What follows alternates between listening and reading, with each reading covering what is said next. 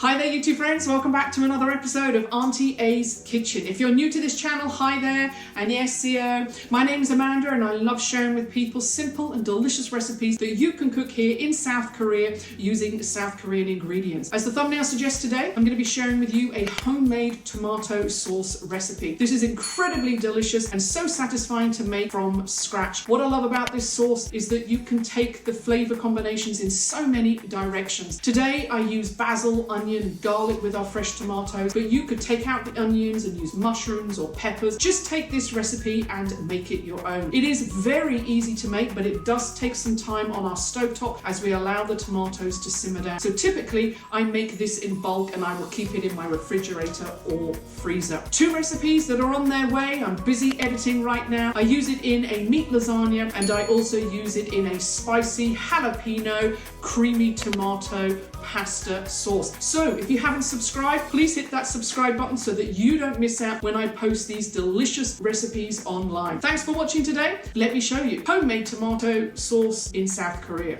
There's nothing better than making and eating your own homemade tomato sauce. I love building upon the levels of flavors as we cook. So I start off by cutting up a large onion and get that in the pan to soften. I'm using a whole onion because I'm using a lot of tomatoes today, but if you're using less tomatoes, then I recommend using less onion. As the onions are cooking on a low heat, I get on with preparing a few other ingredients. There is not much to do, so this really is an easy recipe. As you prepare, don't forget to keep going back to your pan and stirring your onions. Next, I wash and cut up some fresh tomatoes. I remove the stem and make sure I cut any of the hard part of the tomato off. If you don't have any fresh tomatoes, you could also use a tin of tomatoes. I personally prefer a rustic looking chunky tomato sauce, as I feel not only do we keep all of the goodness, but it adds character. So you will see I use all of the tomato skin and seeds in this recipe. If you prefer a smooth tomato sauce, then place it through a blender, or you could drain your sauce through a sieve. I love eating pasta, especially with a tomato sauce base. And I'd be interested to know, what is your favourite kind of sauce to eat? So please drop into the comments below and let me know. With all of the tomatoes cut up, I get them into a pan so that they can start cooking. My wok was only just big enough for all of the tomatoes, so I recommend making sure that you have the right size before you start cooking. I season with some salt. I also add some cherry tomatoes that I had spare, then mix it all together and allow it to cook on a low heat.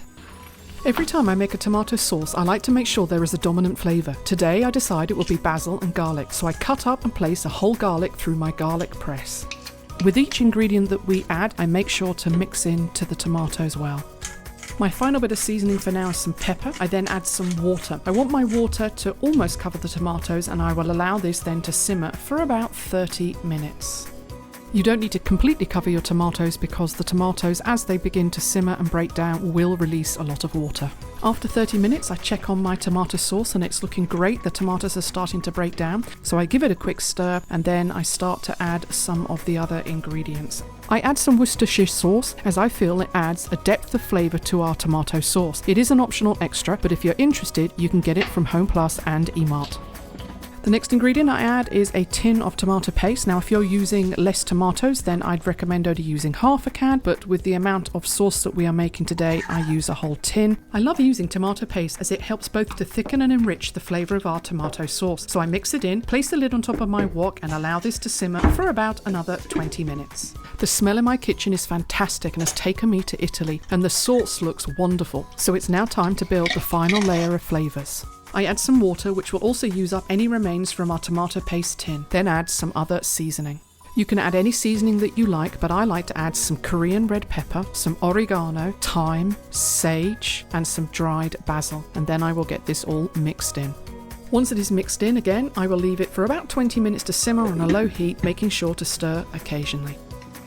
After 20 minutes, I check the consistency of my sauce and it is where I want it. So I then add my final main ingredient, basil. Now you could use dried herb or fresh basil if you have it, but I have found that storing fresh basil in my freezer works really well and it still keeps its wonderful flavour. By storing it this way, it means that it is always on hand, and as you can see, it just breaks up easily into my sauce and I don't even need to cut it. I mix in the basil and then one final taste test. The total cooking time is between 1 and 1.5 hours. I now have a perfect tomato sauce base in which I can build upon even more depending on what recipe I choose to make.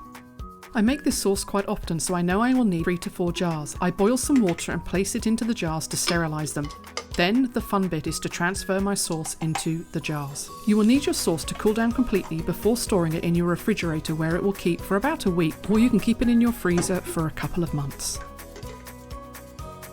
So here we have a simple to make delicious homemade tomato sauce with garlic and basil. I like to make little labels and place them on the jar so I know what I've made, and it looks great when you give them away as gifts. Thanks so much for watching today. Please now go and have fun making this recipe for your family and friends. I look forward to seeing you in the next video. Have a great week. God bless. Chop o' Canada.